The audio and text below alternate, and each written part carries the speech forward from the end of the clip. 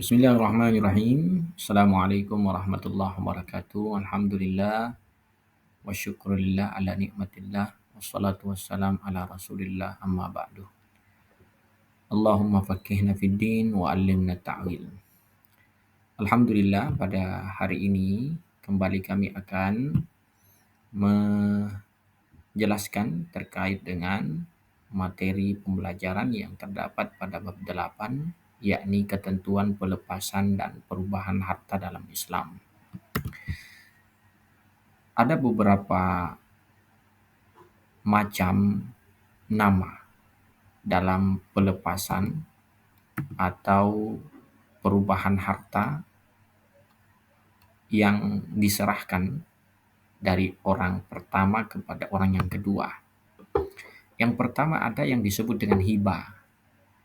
Pengertian dan hukum hibah. Hibah adalah akad pemberian harta milik seseorang kepada orang lain di waktu ia hidup tanpa adanya imbalan sebagai tanda kasih sayang. Jadi hibah itu dia berlandaskan bentuk kasih sayang, bentuk cinta. Jadi hibah ini terdorong karena adanya kasih sayang. Sehingga kepemilikan atau harta milik yang tadinya dimiliki oleh seseorang berpindah kepada orang lain di waktu ia masih hidup, atau secara langsung dia yang menyerahkan. Kemudian ada rukun dan syaratnya. Yang pertama ada pemberian hibah atau wahib, pemberi hibah atau wahib. Dengan syarat pemberi hibah atau wahib ini sudah balik, dilakukan atas dasar kemauan sendiri bukan paksaan, dibenarkan melakukan tindakan hukum, dan orang yang berhak memiliki barang. Kemudian penerima hibah atau mauhub lahu, dengan syarat mauhub lahu diantaranya penerima hibah itu terbukti adanya pada waktu dilakukan penghibahan. Apabila tidak ada secara nyata atau hanya ada atas dasar perkiraan, seperti janin yang masih dalam kandungan ibunya, maka ia tidak sah dilakukan hibah kepada yang menerima janin itu. Barang yang dihibahkan atau mauhubun dengan syarat mauhubun, yakni jelas terlihat wujudnya. Jadi objek atau barang yang hendak dihibahkan itu jelas. Barang yang dihibahkan memiliki nilai atau harga. Betul-betul milik pemberi hibah, bukan orang lain. Atau dapat dipindahkan status kepemilikannya dari tangan pemberi hibah kepada penerima hibah. Dan yang terakhir yakni akad, adanya ijab dan qabul. Misalnya si penerima menyatakan saya hibahkan atau saya berikan tanah ini kepadamu. Si penerima menjawab ya saya seterima. Ya saya terima pemberian saudara atau pemberian tanah. Nah, hibah memiliki dua macam. Ada dua macam. Yang pertama hibah barang, yang kedua hibah manfaat. Hibah barang, pemberian atau memberikan harta kepada pihak lain yang mencakup materi atau nilai manfaat. Suatu barang yang pemberiannya tanpa ada tendensi atau harapan apapun. Misalnya menghibahkan rumah seperti motor, menghibahkan rumah, sepeda motor, baju dan sebagainya. Jadi dia tidak mengharap sesuatu, tetapi karena itu tadi tidak ada harapan apapun dari orang yang dihibahkan. Tapi karena atas dasar kasih sayang atau karena dorongan di dalam jiwanya. Hibah manfaat, memberikan harta kepada pihak lain agar dimanfaatkan harta atau barang yang dihibahkan itu. Namun secara materi, harta atau barang itu tetap menjadi milik pemberi hibah. Dengan kata lain, hibah manfaat itu si penerima hibah hanya memiliki hak guna atau hak pakai saja. Makanya disebut dengan hibah manfaat. Manfaatnya saja. Saya hibahkan kemanfaatan tanah ini atau lahan ini, silahkan digarap. Ya, dipakai selama 1 bulan, dimanfaatkan silahkan. Tetapi tidak boleh dimiliki. Namun hal-hal yang seperti ini mesti jelas. Harus ada hitam di atas putih agar tidak terjadi kerugian baik dari yang menghibah maupun yang melakukan menerima hibah.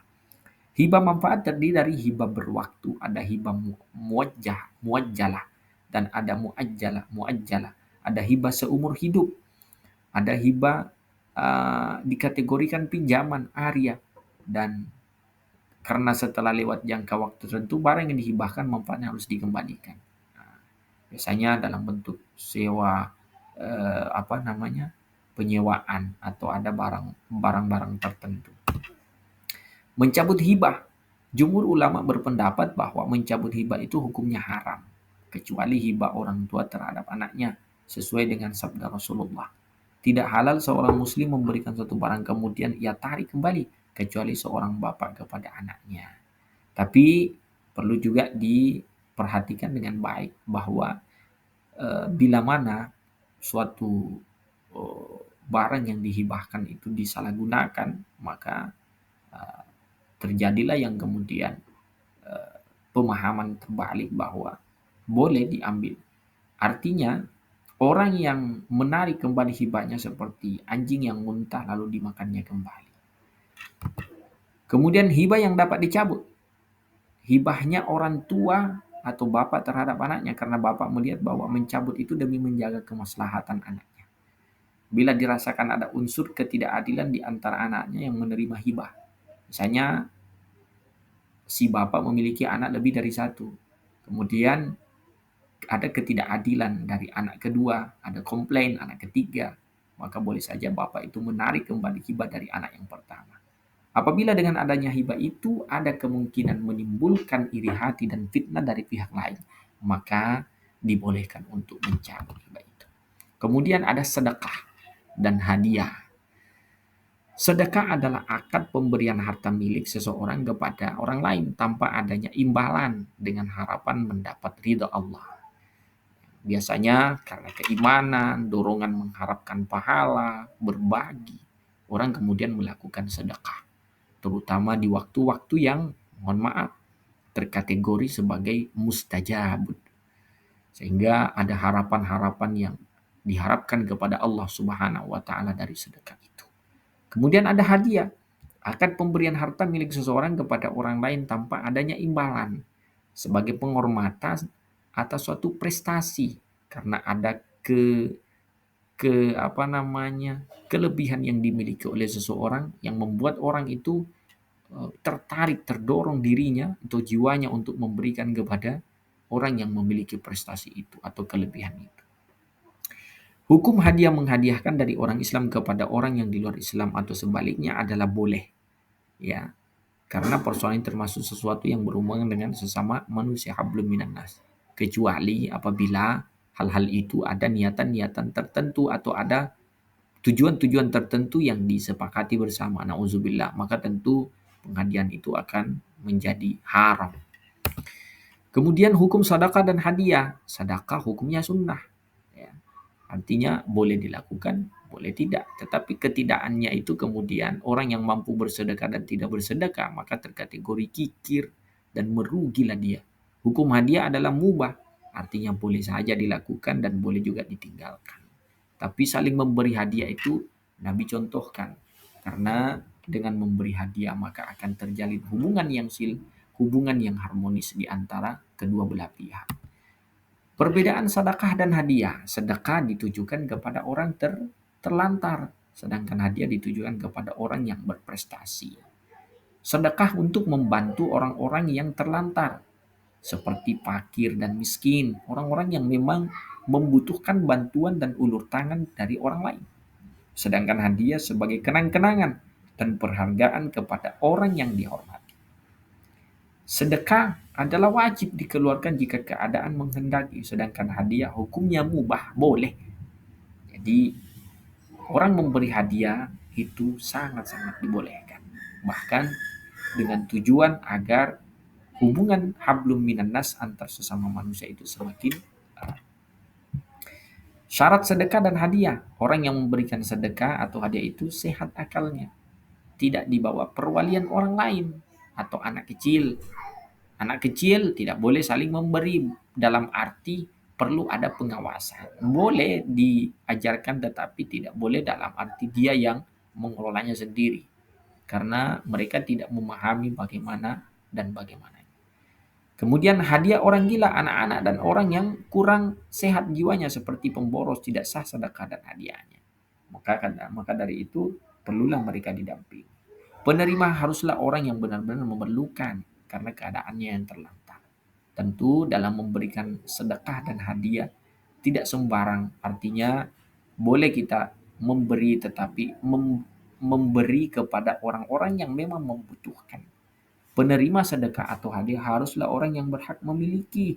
Jadi sedekah atau hadiah kepada anak yang masih dalam kandungan tidak sah. Atau kategorinya eh, dalam kategori tidak sah mana karena orangnya belum belum jelas, kecuali dia sudah lahir baru kemudian orang tuanya yang mewakilinya.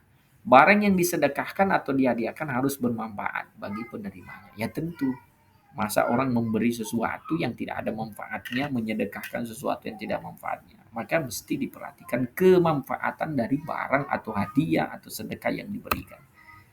Rukun sedekah dan hadiah. Pertama, pemberi harus ada. Tidak mungkinlah sedekah itu ada kalau tidak ada yang memberi. Maka harus ada pemberi sedekah dan hadiah. Orangnya balik dewasa. Kemudian penerima. Kalau ada pemberi mesti ada yang menerima.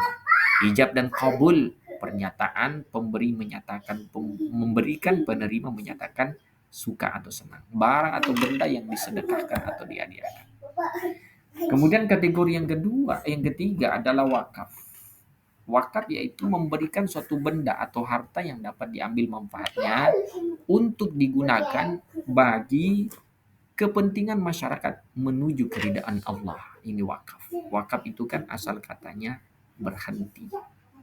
Ya, wakaf dengan tujuan yaitu kepentingan masyarakat menuju keridaan Allah. Wakaf tanah untuk pembangunan masjid, wakaf tanah untuk wakaf lahan untuk pembangunan madrasah, sekolah dan lain sebagainya, atau pembangunan rumah yatim. Rukun wakaf, orang yang memberikan wakaf disebut wakif. Orang yang menerima wakaf disebut mauqufun lahu. Barang yang diwakafkan disebut mauquf, ikrar atau penyerahan, dalam hal ini adalah akad. Ada penerima dan ada yang memberikan atau wakif. Macam wakaf, wakaf dibagi menjadi dua. Ada wakaf ahli khusus, yaitu wakaf yang khusus diperuntukkan bagi orang-orang tertentu, seorang atau lebih, baik ada ikatan keluarga atau tidak. Misalnya, wakaf yang diberikan kepada seorang tokoh masyarakat atau orang yang dihormati.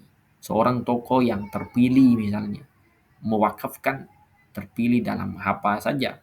Dia mewakafkan sebidang tanah untuk pembangunan musola agar nanti masyarakat dapat melaksanakan ibadah, ya, ibadah sholat atau proses atau syiar-syiar keislaman.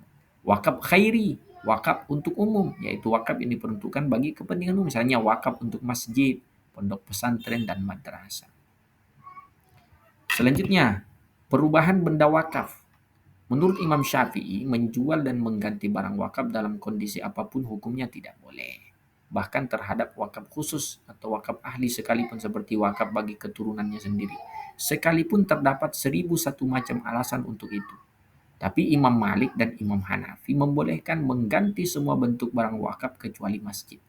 Penggantian semua bentuk barang wakaf ini berlaku baik wakaf khusus atau umum atau wakaf khairi dengan ketentuan. Nah, apabila pewakaf mensyaratkan dapat dijual atau digantikan dengan yang lain. Kemudian barang wakaf sudah berubah menjadi barang yang tidak berguna. Kalau sudah tidak berguna boleh. Apabila penggantinya merupakan barang yang lebih bermanfaat dan lebih menguntungkan, lebih berdaya guna, harta yang diwakafkan boleh dialihkan.